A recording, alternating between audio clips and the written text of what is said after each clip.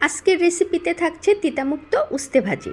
আসসালামু আলাইকুম বন্ধুরা, কেমন আছেন আপনারা সবাই? আলহামদুলিল্লাহ, আমি ভালো আছি। আজকে আমি রান্না করব উস্তে ভাজি। তো ভাজি করার জন্য উস্তেটা আগে থেকে আমি কুচিয়ে রেখেছি।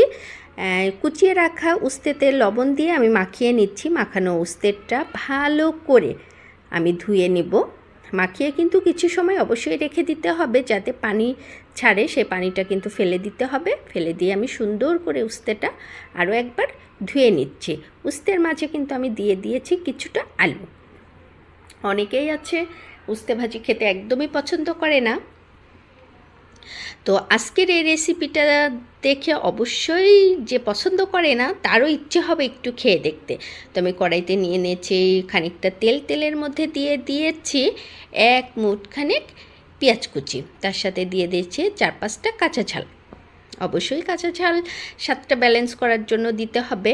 আমি ভালো করে পেঁয়াজটা ভেজে নেব। একদম কড়া করে ভাজবো না, শুধু কাঁচা ভাবটা যাতে চলে যায় সেই পর্যায়ে আমি ভেজে নেব।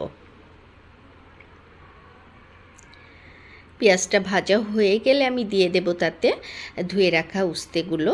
আমি কিন্তু ধুয়ে রাখা উস্তেগুলো অলরেডি দিয়ে দিয়েছি। এটাকে আমি এখন মিডিয়াম আঁচে রান্না করতে থাকবো। মিডিয়াম আঁচে নেড়ে চেড়ে এটাকে আমি খুব সুন্দর করে কিন্তু রান্না করব। হাই হিটে রানবো না, হাই হিটে রান্না করতে গেলে এটা পুড়ে যাবে। এই জন্য এটাকে আমি মিডিয়াম আঁচে রান্না করব। একটু সময় নিয়ে রান্না করতে হবে, অবশ্যই একটু ঢেকে ঢেকে দিয়ে রান্না করতে হবে, যাতে এটা সেদ্ধ হয় প্লাস ভাজিটা একটু মজাদার হয়।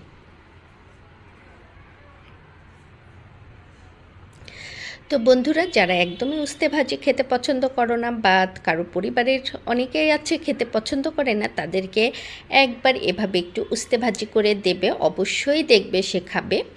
কারণ মোটেও তিতে ভাবটা থাকবে না। অনেকেই বলে উস্তে ভাজি ভালো লাগে না, খেতে ইচ্ছা করে না, তিতে লাগে। কেন বাপু তিতে হবে বলো? একটু সময় নিয়ে ধৈর্য নিয়ে রান্না করতে হবে, প্লাস সেই রান্নাতে থাকতে হবে ভালোবাসার ছোঁয়া।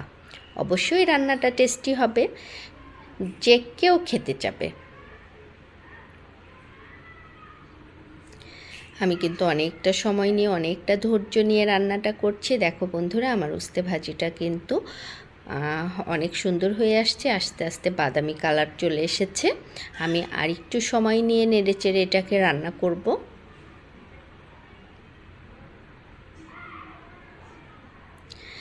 তো বন্ধুরা, তোমরা সবাই কেমন আছো? তোমাদের সাথে সময় পেলে অনেক অনেক গল্প করব, আড্ডা দিব, সময় কাটাবো। তো আমার রান্নাটা শেষ হয়ে গিয়েছে বন্ধুরা। আজকের আমার রেসিপিটা